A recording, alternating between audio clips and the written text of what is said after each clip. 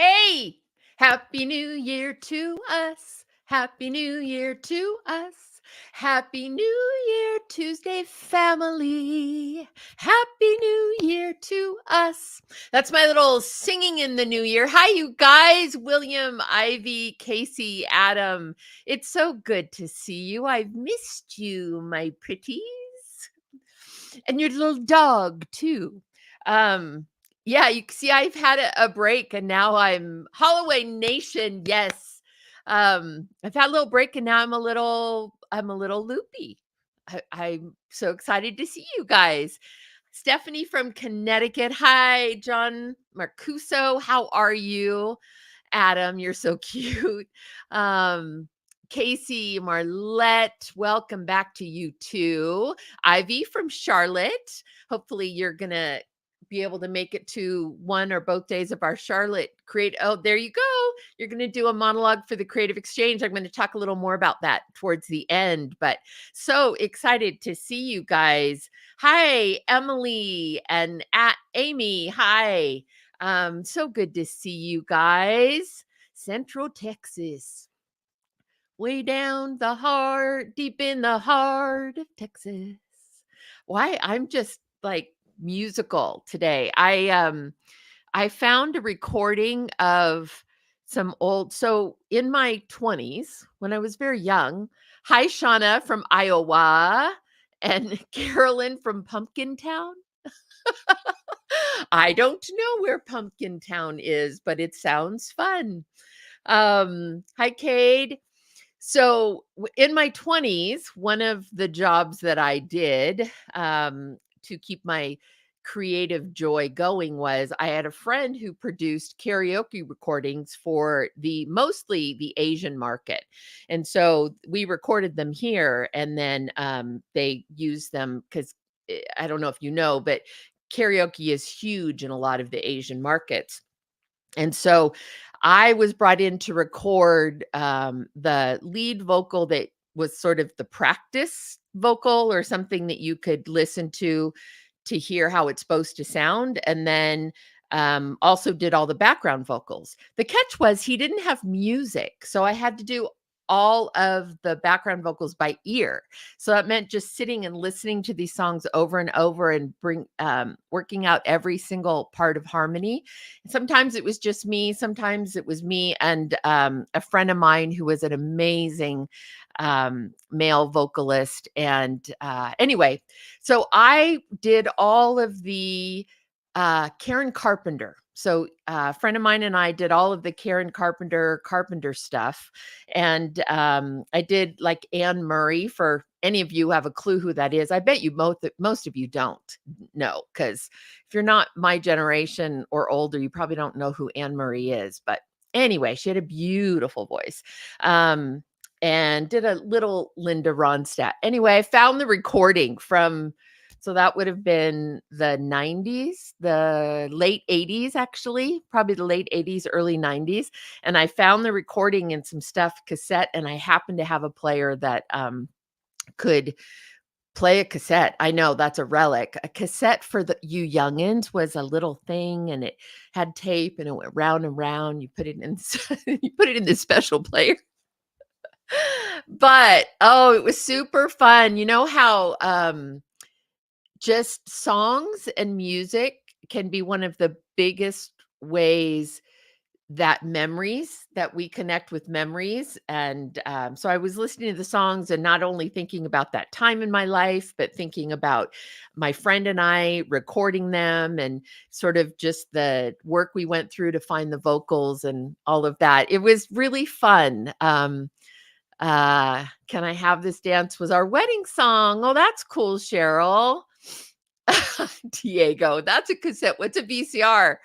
Oh my goodness, you young people. I don't feel old until I talk about things like that, like cassettes and VCRs and VHS and all of that. But and that's a weird concept to me, the idea that this generation is like the youngest generation. Some of your kids will grow up never having a clue what any of that stuff was. That's just Cade. You're welcome anytime. I'll actually show you one of these days. So, Anyway, it was just a fun down memory. Oh, a record. I know. Now, see, vinyl's kind of hip.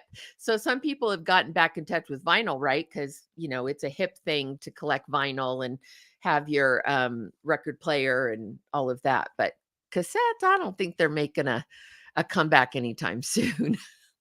um, so anyway, it just made me nostalgic and it also just put all these songs in my head. And so, yeah, there's just a song in my heart. Um, okay, on to the subject at hand, our Tuesday night family. How are you guys? Are you guys big into setting New Year's resolutions? I haven't been, probably because I don't necessarily keep them really well long term. Um, I New Year's resolutions are more like goals, right? You're really just setting a goal for yourself. And I have a question. Have any of you guys done vision boards? Where you create a board that visually represents the things that you want to think on or the things you want to focus on or goals that you have. Because I've never done it before. I've, of course, seen other people do it, but I actually was thinking that I wanted to do that. So, Emily, it looks like you have. John, you have one too. Okay. Because I didn't know. I thought, is that just like a crazy thing? Anita, you do too. I bet yours is yellow, Anita. Um, no resolutions, goals. Yes. Okay. Working on your vision board now. Okay. See, now you guys are motivating me to do that. Maybe some of you will want to take that plunge with me as well, and we'll create some vision boards. And uh, yeah, I can create mine and then share with you what I put on it and why. And this year's going to be an interesting year for me. And I don't know about you guys, but there's a lot of change coming for me and good things. And also, have you been in that place where the change is what God wants? You absolutely know. Um, I'll speak for myself. I know the change is what God wants. It's what I prayed for. He's answered the prayer, but it also is a little uncomfortable, not a little, a lot uncomfortable because I don't know what that's going to look like. I don't know what the provision's going to look like financially, just from a really practical sense. But I'm also really excited at the idea of what can be and all of these things that I've had on my brain and my heart, some of which I've talked to, Diego about over the last year that we've been working together. And I feel like some of this change is making room for those things. And that's part of why I wanted to do a vision board, because I wanted something that sort of held myself accountable for keeping focused. And for those of you who are really good at goal setting, that's probably just a second nature to you to make goals and focus on them and have a target. I've not been always one who writes down my goals. And so that I think that could be a really good thing. And you guys are encouraging me. Um, so Stephanie, you know about vision boards. We haven't made one. Well, maybe make one with me. Maybe we'll endeavor to make one, and um, I don't know, we can share one or two at a time and kind of look at some of the things that, some of it's private, obviously, and personal. So you wouldn't share those things, but any of the other things, um, it might be nice to, yeah, just kind of have that discussion. Anita, you have a 10-day vision board challenge. Oh, that's interesting. I'd love to hear more about that. That's cool.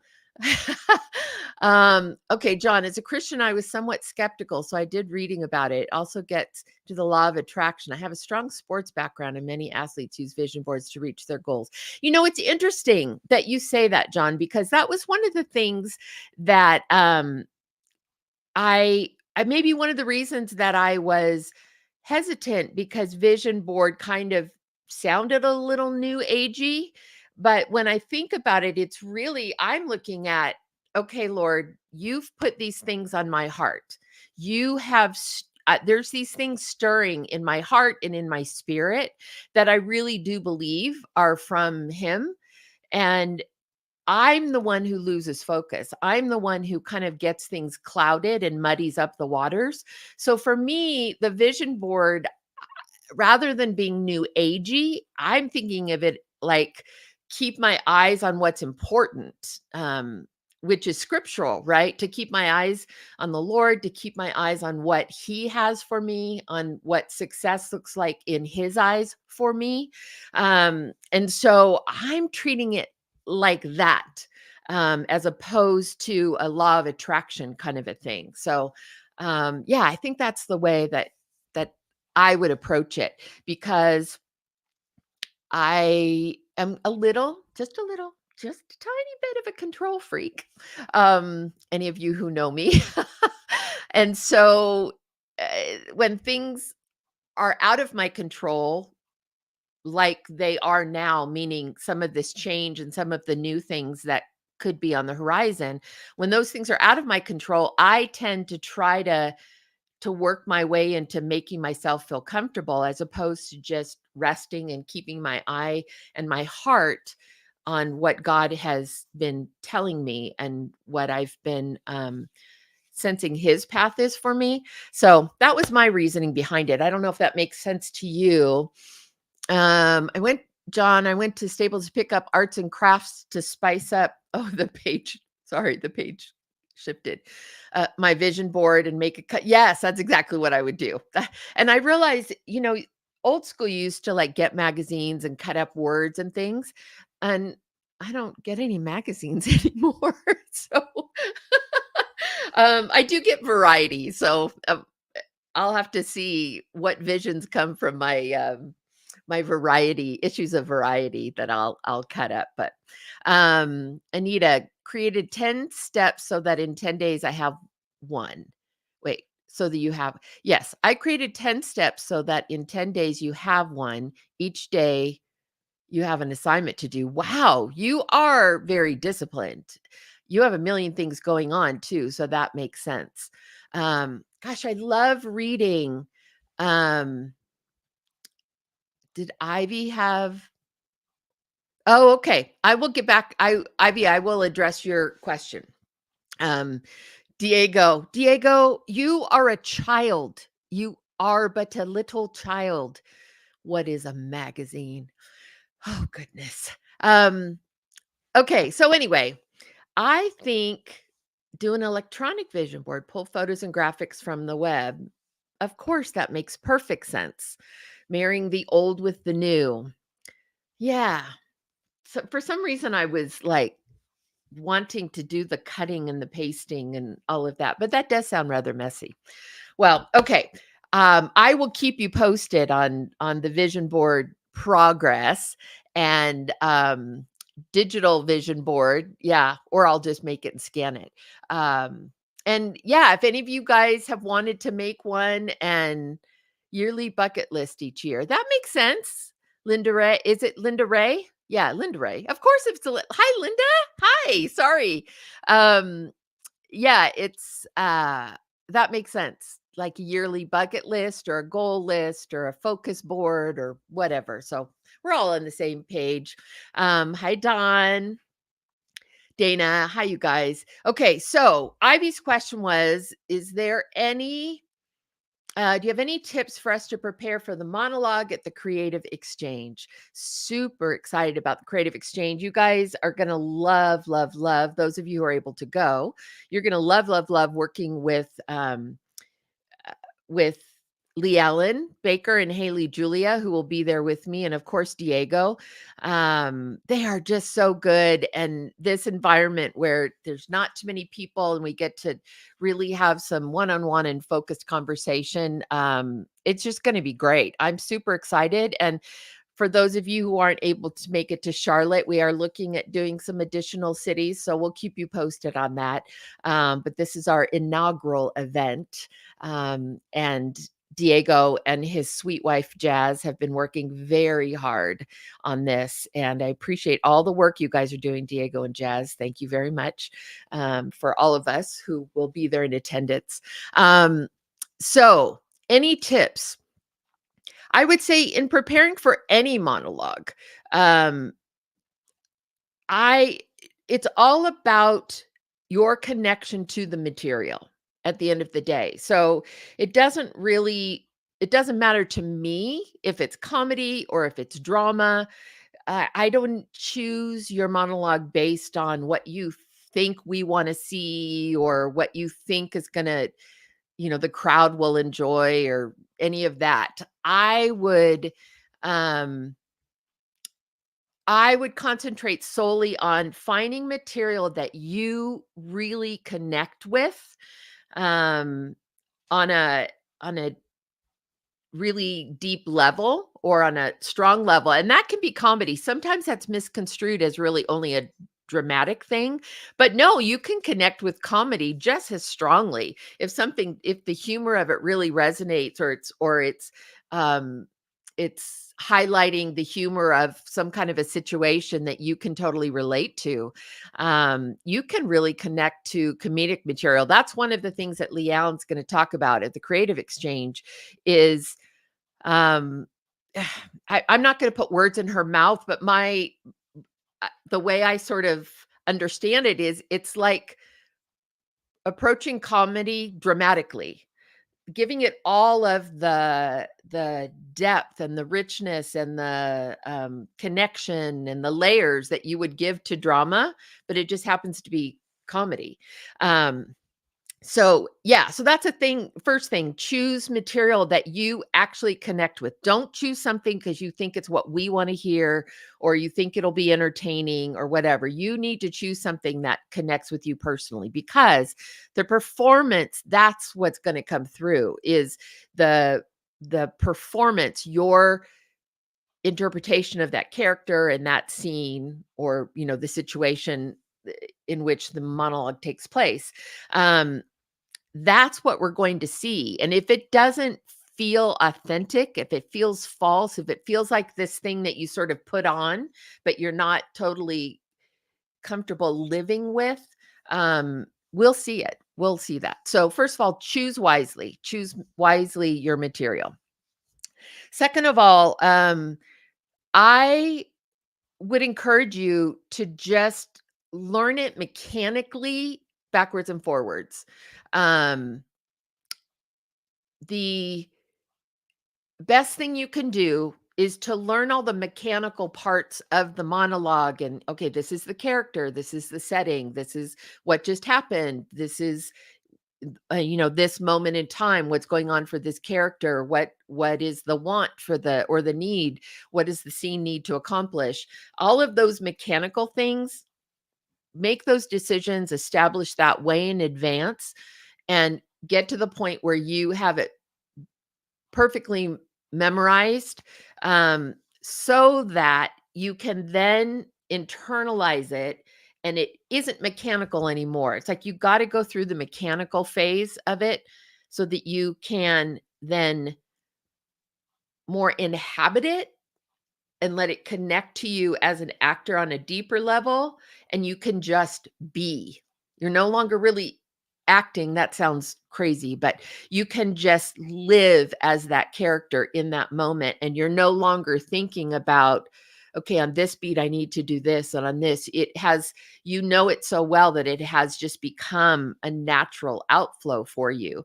And the character so well that even if on the day something shifted and it went differently than you had maybe rehearsed, you are so in tune with the character that you shift along with it, but in a very real organic way because you are inhabiting. So you're not acting, you're just being that character in that moment in time.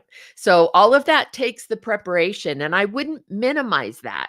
I wouldn't I don't underestimate the value of that time because it also helps with nerves, because when you know it so well, you don't have to even spend time going, "Oh, I'm gonna forget this," or "Do I know this line well enough?" You know it.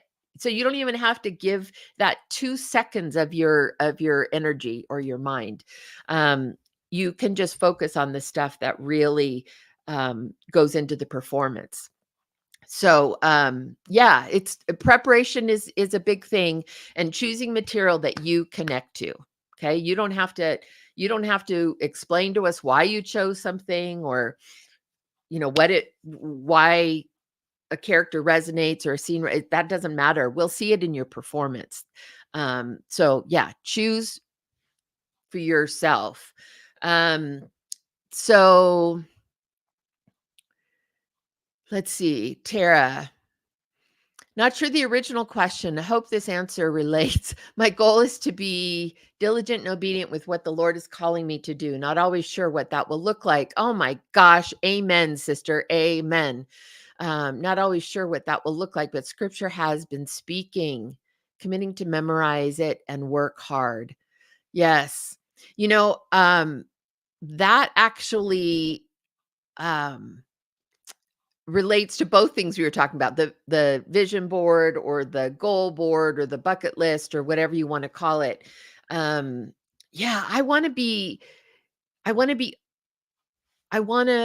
be stopping long enough to hear what God's telling me and where he's leading me.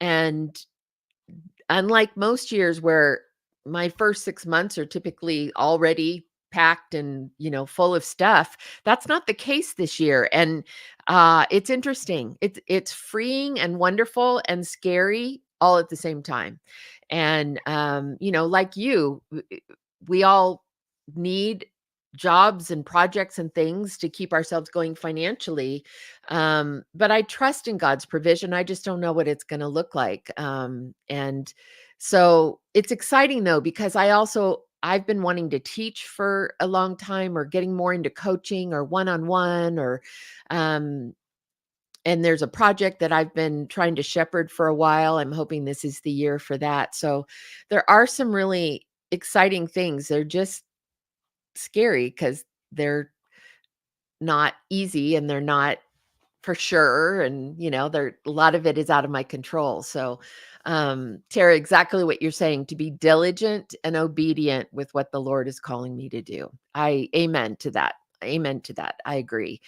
Um, let's see. Anita. Oh, yeah, you answered, Anita. February 9th and 10th in Charlotte. And Dahlia, 1 to 3 minutes. Actually, we're asking it to be 1 to 1.5 minutes. So it needs to be shorter than that because of the number of people, and just we want to really be able to give notes and then have a chance for everybody to go back and redo. So really the sweet spot is about 1.5 minutes. 3 minutes is too long. I would say sweet spot 1.5 minutes. If it's, 1 minute 45 or something, that's fine. But the sweet spot is about 1.5 minutes. Is there a website that has lists of monologues based on genre, age range, so we can, I don't, other actors chime in if you know of a place.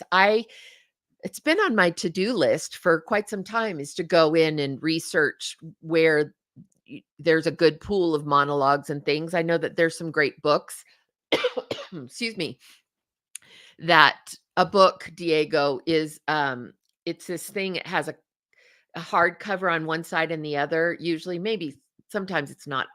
It's a soft cover book, and there's pages, individual pages, and you turn them kind of like your Bible, but you probably use your Bible on your phone anyway. So, but yes, there were books, actual books, um, with great monologues and resources like that. So I am certain that they exist in on websites and things. I just can't tell you specifically. So Diego, help me remember that that's something I want to do so that we can provide some resources for you.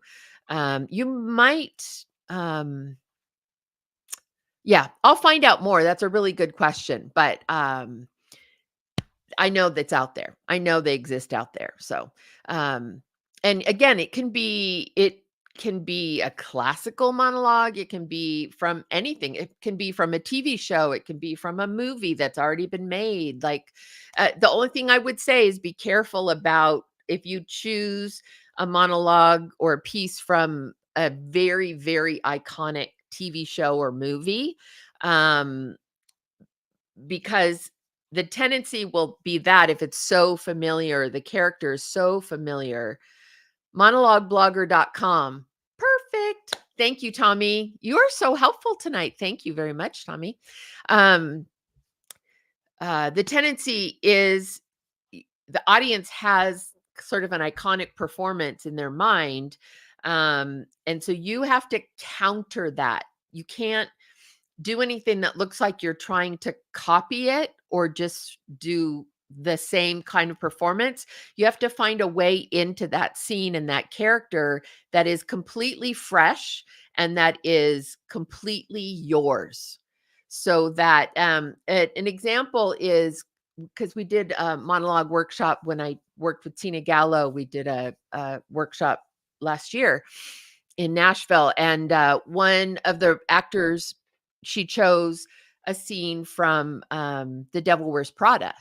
Well, I mean, Meryl is iconic, right? Her performance, the way that she took that piece.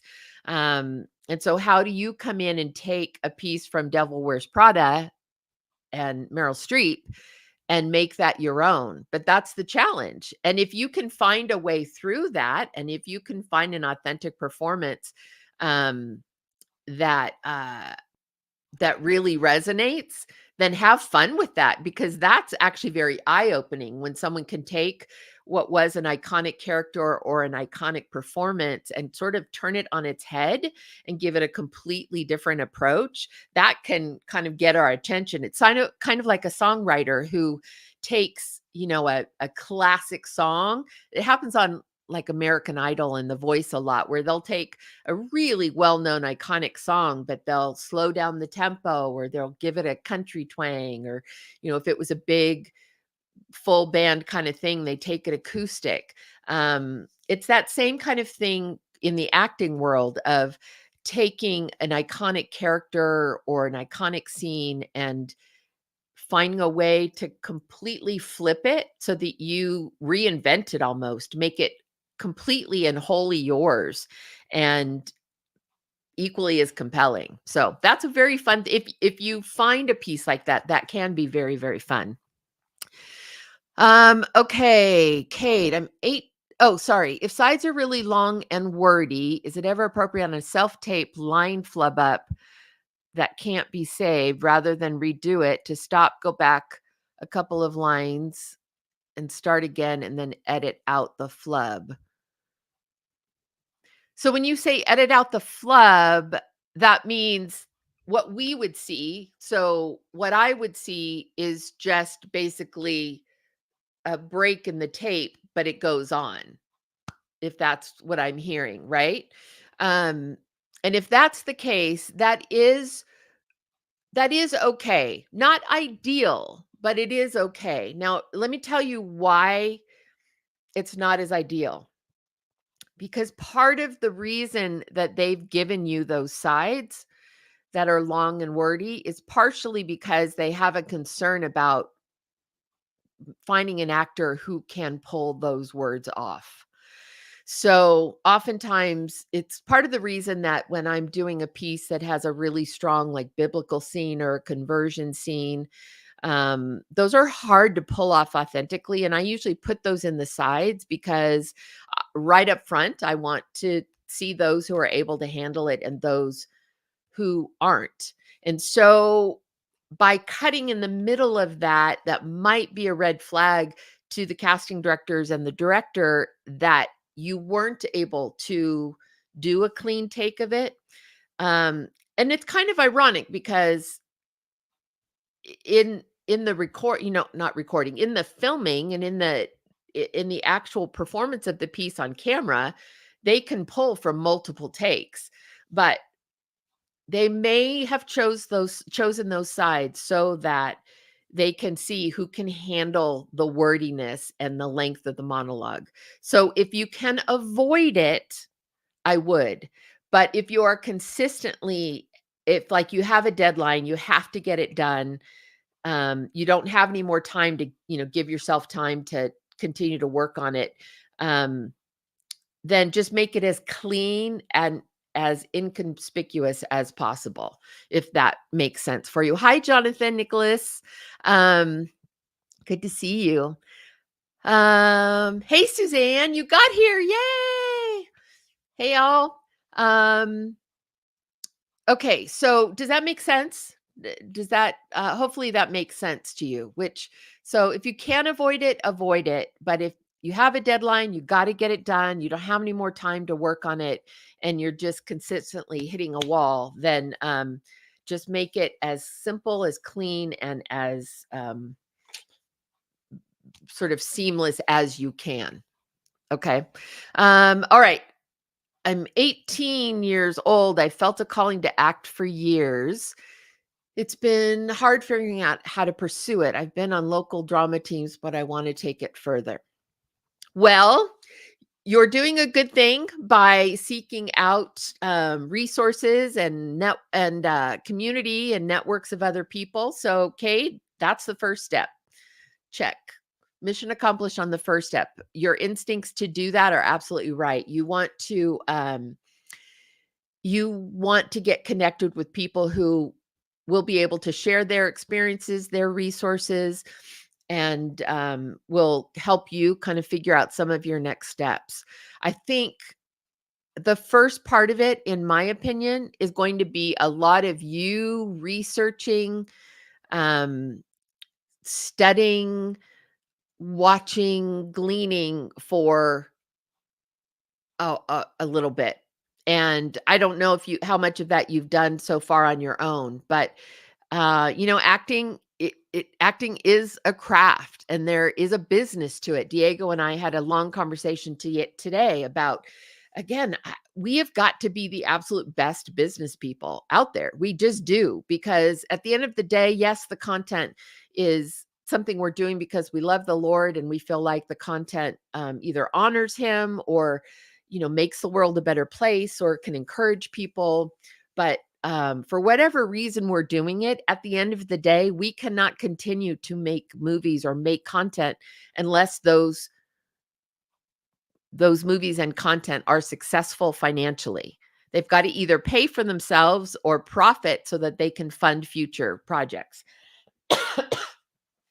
There's very few independently wealthy, I know I'm not one of them, but, who can just throw money at something and not worry about whether it at least makes its money back.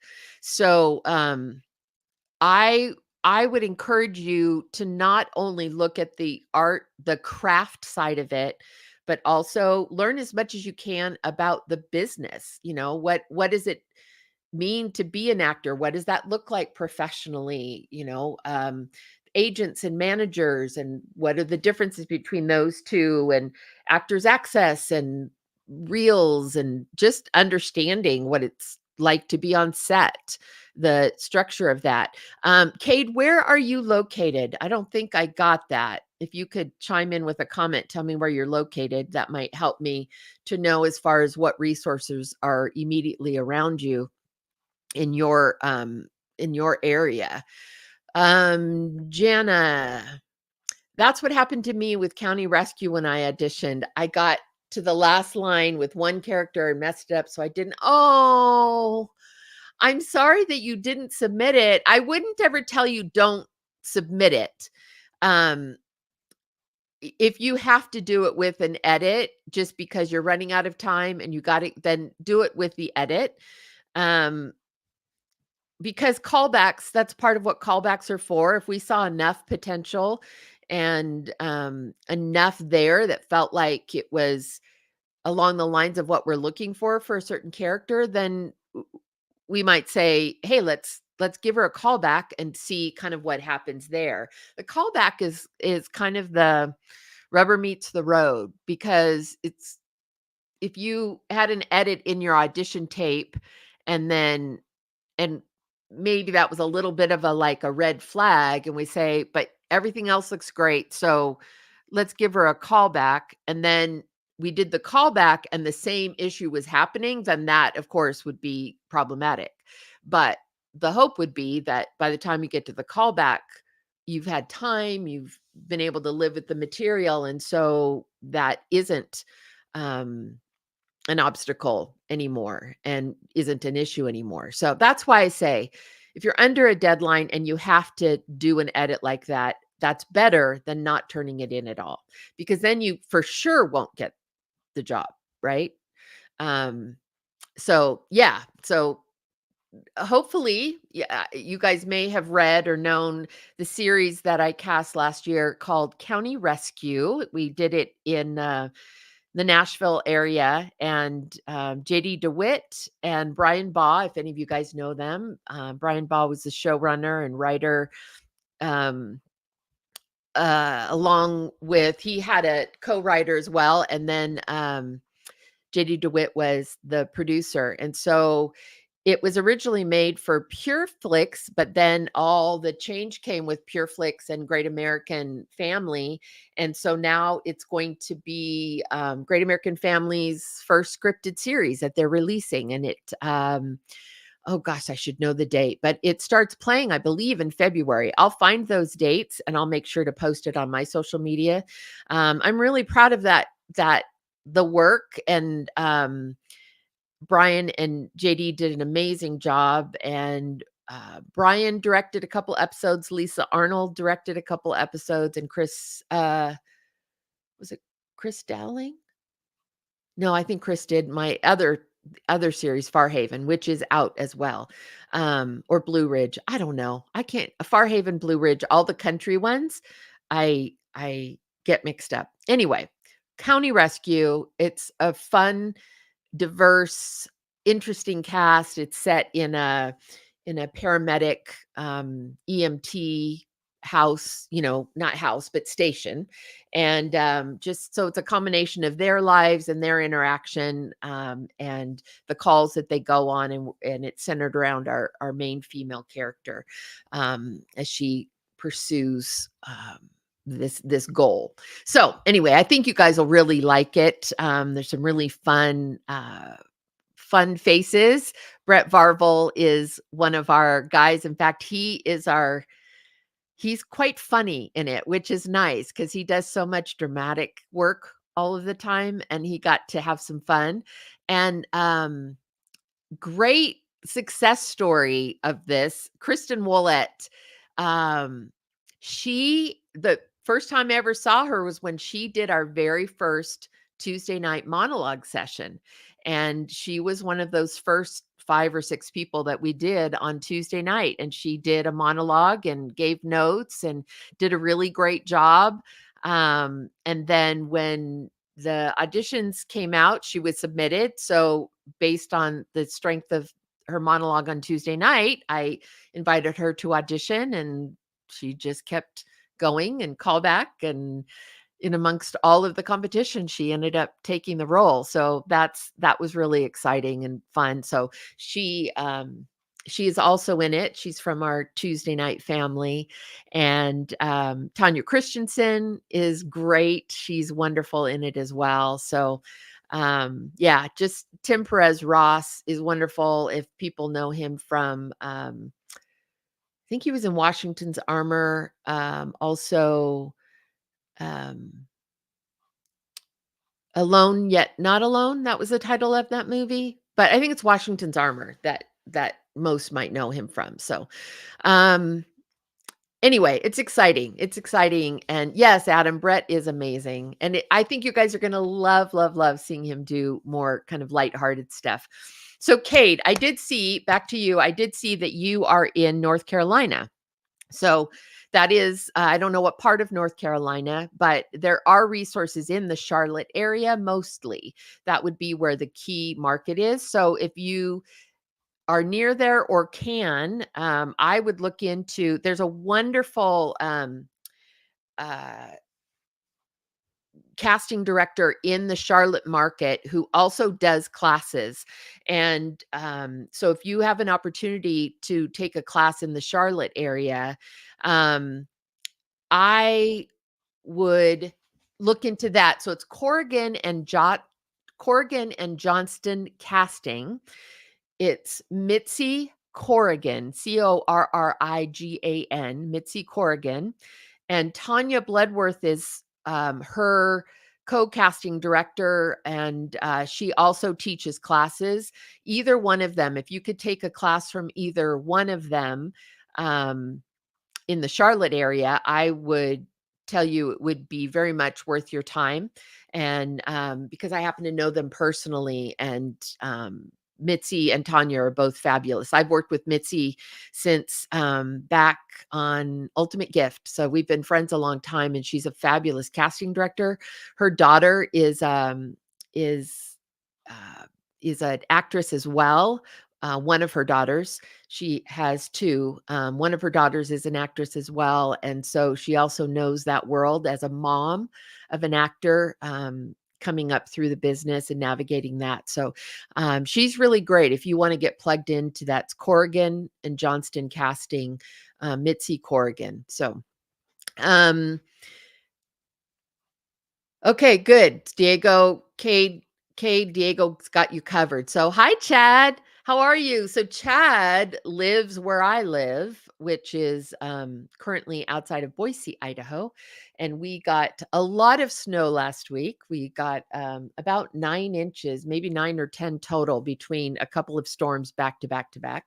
And then we're supposed to get another 4 or 5 tonight. Now, I know for those of you guys who live in like the deep snow, winter areas, that's not anything. But for this California girl who is newly living in the Northwest, it was quite the experience. Wonderful. I've shoveled now a lot of snow, but it is beautiful and I'm enjoying it. But we're supposed to get more snow tonight. So anyway, Chad is from Boise.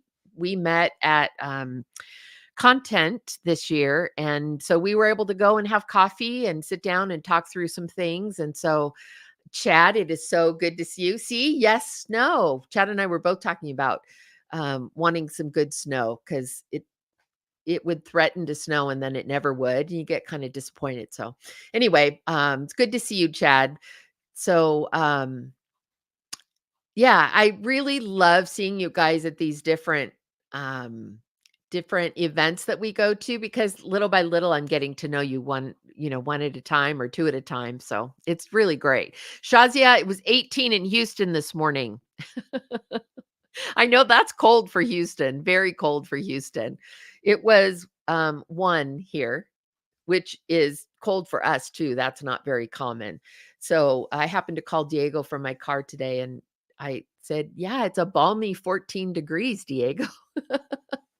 So it's been a little colder than normal, but 18 for Houston, that's chilly. You get to wear cute scarves though.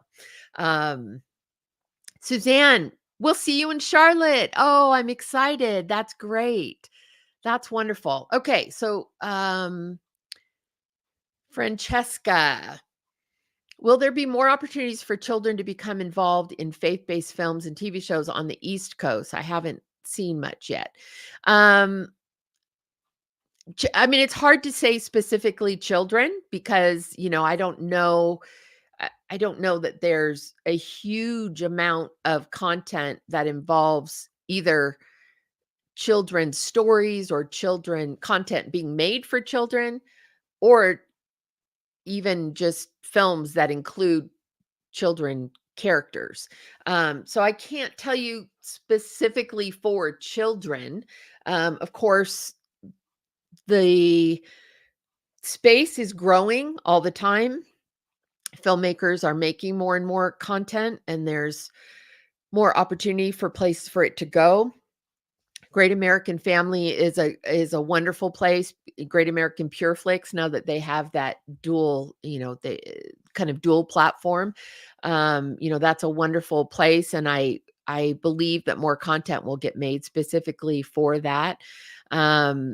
So I can't tell you specifically, yes, for children, yes, it's going to happen, and yes, on the East Coast. I think at that point you would want to be mindful of anywhere that it's happening in whatever market. Of course, Atlanta is now one of the most major markets especially for faith content, the East Coast is stronger typically than the West Coast. Between Tennessee and at Georgia and Virginia, there's more kind of hotspots for faith and family friendly content. So I think the East Coast is a little stronger opportunity, but it kind of depends on where you are on the East Coast. It comes down to, guys, there's just no easy way to no easy clear cut, like do A, then do B, and C will happen. It just isn't that way. So it really is a matter of staying in community with people, knowing what's going on, hearing, who's doing what and who's making what, and um, being a part of the social media communications or whatever hub that the different filmmakers are using, um, and going to these festivals and conventions and things when you can. Certainly plugging into the groups like this, if you're not in a market where you can go and physically be with a network of faith family filmmakers, getting a part of hubs like this, because that's how you hear about a lot of things, is someone knows this because they were on set with someone and they told them, or they were at some other um, Zoom meeting or table read and they happened to hear that someone was going to be producing a new film. Or so I It's just a matter of keeping yourself in the circle of communication and keeping yourself in it. It's really not going to fall in your lap. It's not an easy thing to break into. And it's not something that can happen while you are sitting back and waiting. Yes, Drew, community is everything. It really is. And community is also everything, because in those times where you are struggling to find out, what you want to do, or if it seems dry, community is also the people that are going to encourage you and understand what you're talking about and be able to relate to you and be able to, um, help give you maybe some information that will kind of get you over those little patches. So, yeah, community and networking is important. Lisa, JC Films has production clubs from West Virginia to Orlando. Their mission is to create faith-based films. Dean Cain, Kevin Sorbo, Eddie are regular stars in their movies.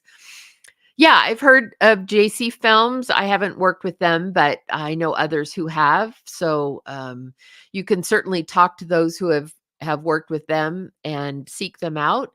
And when I say things like doing things like research, I'm talking about, okay, so Lisa Crosby, thanks Lisa for that comment. Lisa brings up JC Films. So if I were an actor just starting out, what I would then do, I would get on IMDb Pro. Now, to do that, you have to already have subscribed to IMDb Pro, which you should. Okay. IMDb Pro, the Pro version, is a huge hub of information that is very helpful to you. So if you do not have IMDb Pro, you are missing out on a huge resource. So I would get on IMDb Pro and I would look up JC Films. Then I'd look at the individual people who are involved in JC Films. Okay.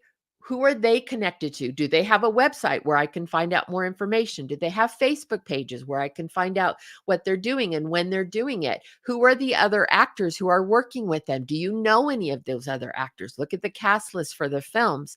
Do you know any of those actors or have connections to any of those actors that have been in those films? And ask them, okay, how was this for you? And how was the experience? And how did you get connected? Do you have any thought or input as to how I could get connected or find out about their casting resources? That's what I would do. Every time I'm given information, I would make a note and then follow it up and do my research.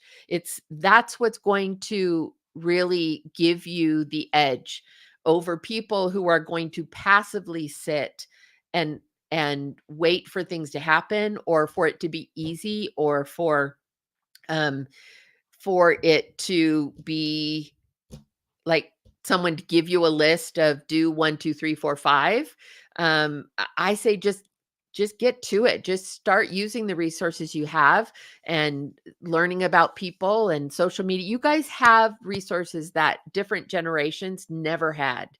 Different generations couldn't just go on IMDb Pro and find out who the casting directors were and who the other actors were and who their agents are, and then look up those agents and who are their clients and where are they based. Like, you guys have huge resources available to you that I would just encourage you to use.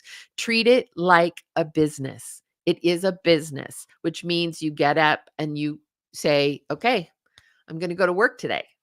I'm going to work on this. And maybe you're treating it like a part-time job now because you have a regular job or a full-time job or a main job that's paying the bills, and acting is something that you're still just working up to, and trying to get to the point where it could pay the bills. Well, great. Then treat it like your part-time job and decide what the time that you're going to dedicate to it, and just sit down. And I'm telling you, before you know it, you'll be hours into kind of researching and finding, and who's this person and what are they making, and let me go to their website, and you'll just begin to learn. That's how Adam Thayer, yes, Adam never had those kinds of resources, right? It's crazy. Um, yeah, used to have to pound the pavement. It's true. I had to physically go and walk to offices and take your hard copy headshot and drop it off at the office. And I remember in the olden days, but in the olden days, I would get drop offs with like little thing of candy, a little bag of candy, or some cute little like gimmicky thing so that their headshot would stand out. But yeah, those actors were just having to go and physically drive around town and find out the addresses of all the offices and kind of just do it old school. So you have a lot of opportunity and a lot of resources. You really do. And I would focus on it. And even if you say it's an hour a day, or it's an hour three days a week, you'll be surprised how much you learn in that amount of time. I've told my story about when I started in casting, and the first SAG film I did, I didn't come in casting under another casting director, which, often is the route that you assist another casting director, and then you grow to be an associate, and then you become a casting director yourself. I didn't have that path. So I was self-taught. And so I Googled what all the terms of the contracts meant, and these things that the agents were saying to me when we were negotiating contracts for their actors. And I didn't know. So I would act like I knew, write down the notes, then go right away to Google. Well, then I think it was Ask Jeeves, right? Does anyone remember Ask Jeeves? Anyway, I would, look up on the internet what these terms were and what they meant. And I would get books on negotiating deals and legal terms and contracts, entertainment contracts. Yeah, you just do what you got to do. You got to treat it. You got to treat it like a business. Approach it like a business, like a full-time or a part-time job, and give it that kind of importance in your day and in your week.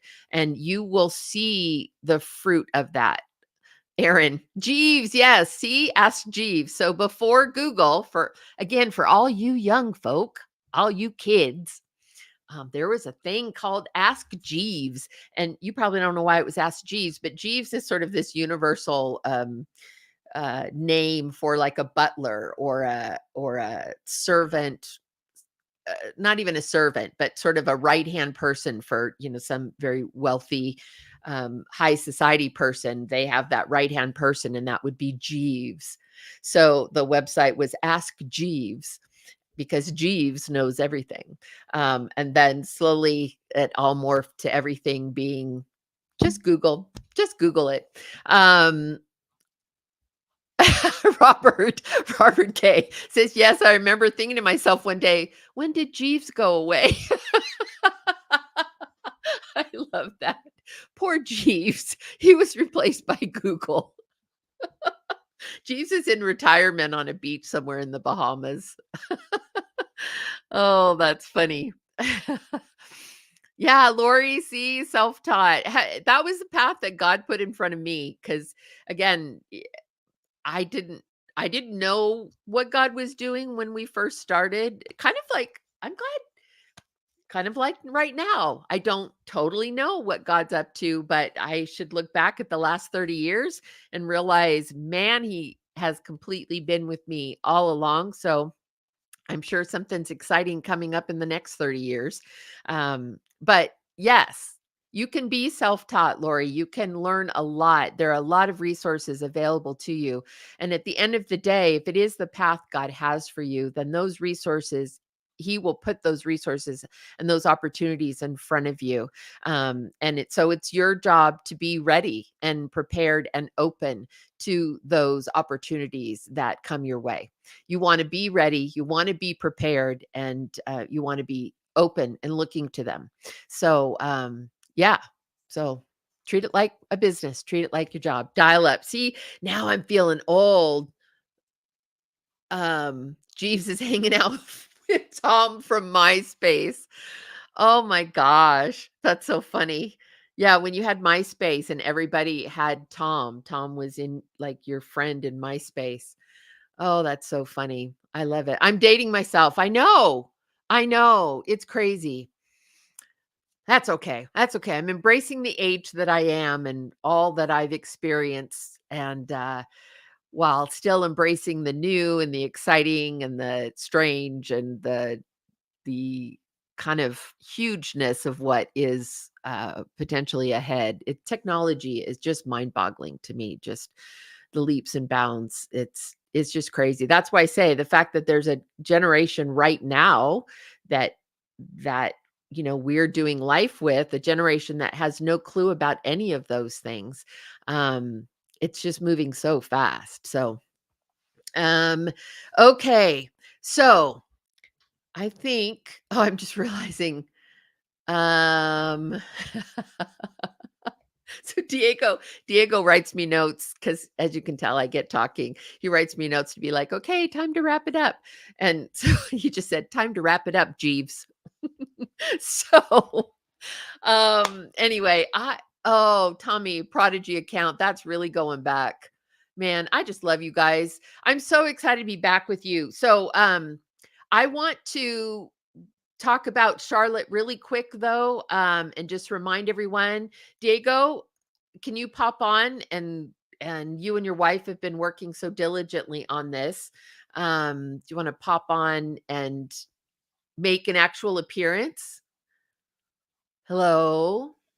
Hey, hey, Hey, hey.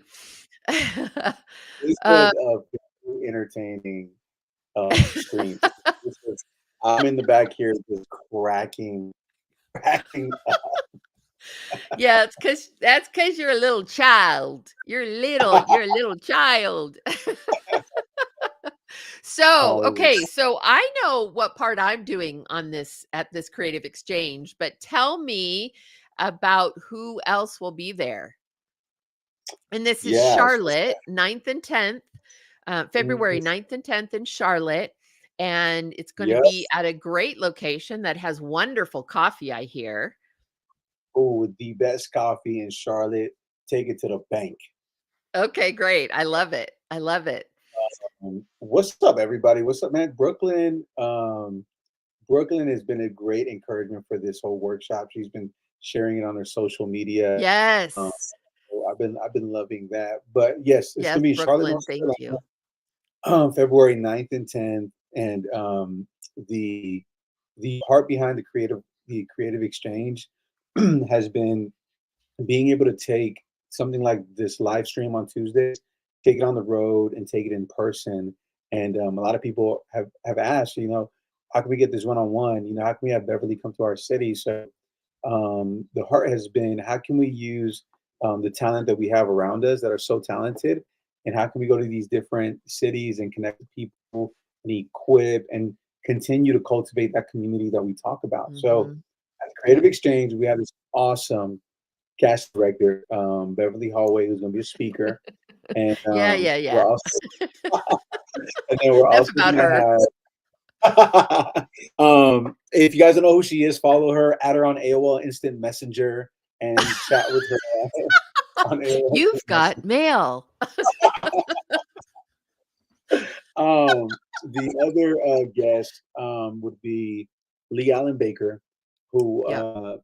Extremely talented. She joined Let's Talk Tuesday I think she was the last Mhm. guest of last year. Yeah, She last joined, guess, yes. right? And she's going to Yep, be there, and she's, I think, a comedic genius, and yep. she's going to be really diving into that on comedic timing, how to connect with your other actors on set, and it's going to be great. And then the other speaker would be Haley Julia, who's going to be speaking from a digital component, how to something. It's a challenge that I've seen over and over again, and I sound like a broken record. I mentioned it to you, and at every workshop, I tell actors, "Hey, stop sleeping on your social media. Stop sleeping on Mhm. your social media. There's opportunity there on your social media." Yep. And I realize that, like, oftentimes the response is, I just don't know what to do on social media. I don't know how to, like, post. What should I post about? How do I leverage it? What are some tools? So Haley Julia, she's a beast on social media, and she's going to be able to provide some tangible tools on how you can take someone that has experience on social media, how to take the next step, or someone that doesn't really know what to do on social media. She's going to provide them with the confidence to take that next step and really leveraging that social media. And And let me chime in yeah, something about Haley. So Haley, well, actually about both Lee Allen. So Lee Allen is Shakespeare trained. So yeah, talk about legit training, legit craft, acting craft training. She may mhm. seem like a goofball and funny and, this cute little petite, comedy genius, but she has the chops and she trained for Shakespeare, but she Yes, does comedy because that's who she is. And then yes, Haley has a degree in marketing. So it isn't just Haley figured out how to work social media and like a few algorithms and she's going to tell you, but no, she understands marketing and the mind yeah, behind marketing, because she studied it. So these are yes, real professionals, both of them. I just have great respect for them. yeah. I love what Grace says. She says, since I went to Haley's workshop in ICVM, I started making a lot more money on TikTok. She was great. And that's great. Grace, don't sleep on Yes. Grace Covington. Grace is she is great on TikTok as well. I've seen a couple of her Yes, Grace, videos. you are. I love Yes. I love seeing your stuff and yeah, I've been seeing more and more Grace. Yeah, kudos to you. And you guys check out each other's social medias. Haley Julia, if you're not following her, Lee Allen Baker, Grace Covington. Um yeah, we'll try to next week maybe have everyone sort of share their TikTok or their Instagram, Yeah. name so people can start to kind of write them down and know who to follow. But anyway, keep going, Yes. Diego. Sorry. Yes. So that's going to be the Friday session. So we have the Friday session. You can just come for one day, but then we have something really cool that I love because I believe Bev really coined this within this industry, and it's the idea of being able to take monologues. We started it on Tuesdays, where we were Right. like, hey, we pick 5 people, and then they could perform their monologues, provide the feedback. Now we're taking this in person, and I love it. It's one of my favorite things. I know a little biased. I love seeing the actors come. I also love seeing you. I love seeing Bev in her element. Y'all see Bevin communicating, loves talking to y'all. Bev turns her hat around and then she puts on the coach hat and she's, straight to it. She breaks it down. She knows what you need to do. So I love seeing that. On Saturday, 30 actors are going to perform their monologues in front of Beverly and in front of Lee Allen as well. Plus, there's going to be a time to really hang out with all of us and Right. Haley as well. One thing that we haven't shared, but we have some special guests. And on Friday, during the lunch portion, we haven't announced all of this, but because it's Let's Talk Tuesday with Bev, Yeah, I might exactly. I don't even know this, so it's new to me too.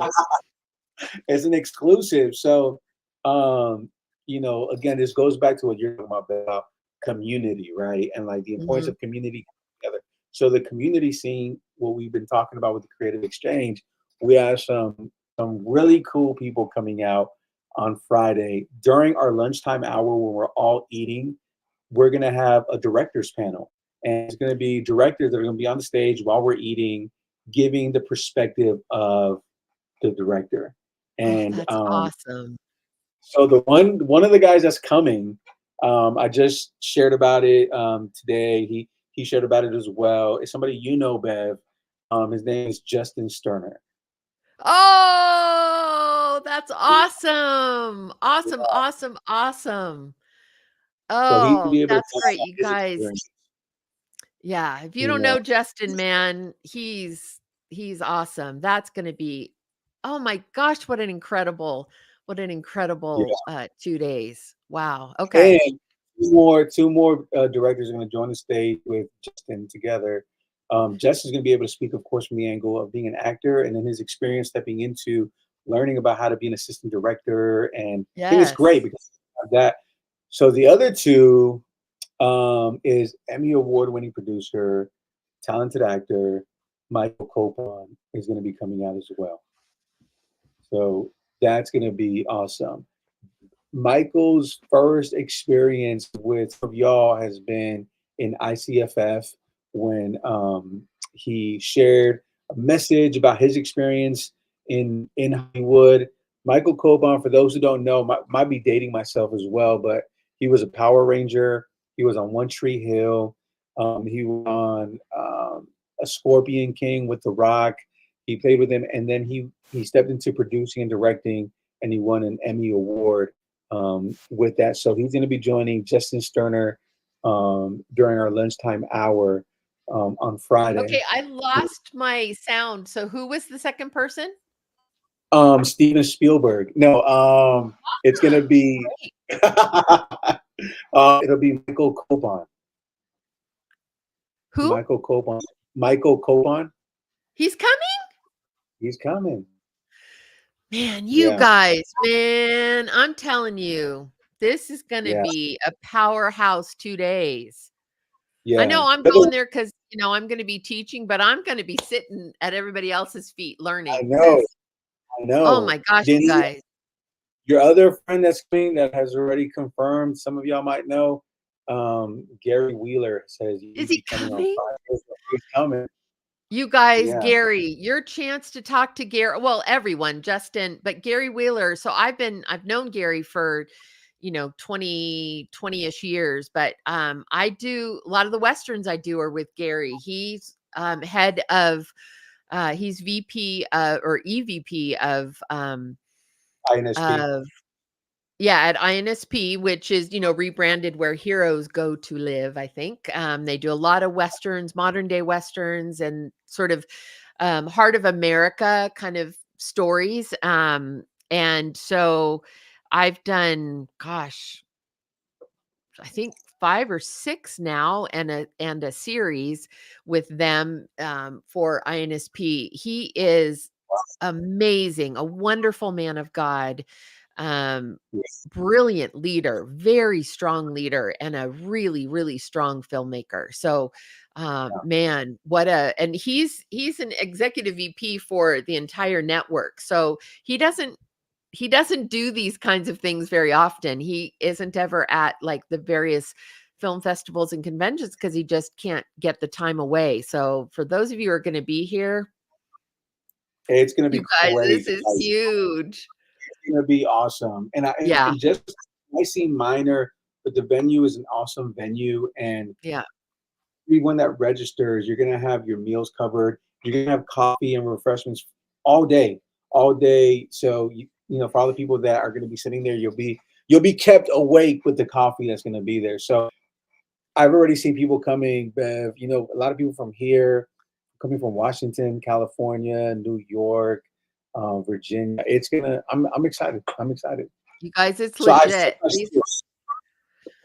These are real people who have great number one, have great hearts, who love God and who are seeking to live their lives in a way that bring honor and glory to God first, and who Yes. want to see stories that inspire and encourage and bring hope and joy, into the world. These are filmmakers who are making that kind of content. But these are like absolute experts in their field, Yes. absolute top-notch filmmakers, every one of them. So, man, it's Yeah. going to be a great couple of days. So, That'd be awesome. And there's only right now for the Saturday monologue, there are only, we limited to 30 so that we can give the attention to each one. So there's only 2 spots left for that one. So for the Saturday, okay. so anyone that wants to be a part of it, 2 spots left. Friday is open. Our the numbers can be expanded for Friday, right? So anyone can still sign up for Friday, and Hmm. then Saturday there's 2 spots to jump in on the monologue. Okay. Yeah. Well, Wow. fantastic. That's incredible.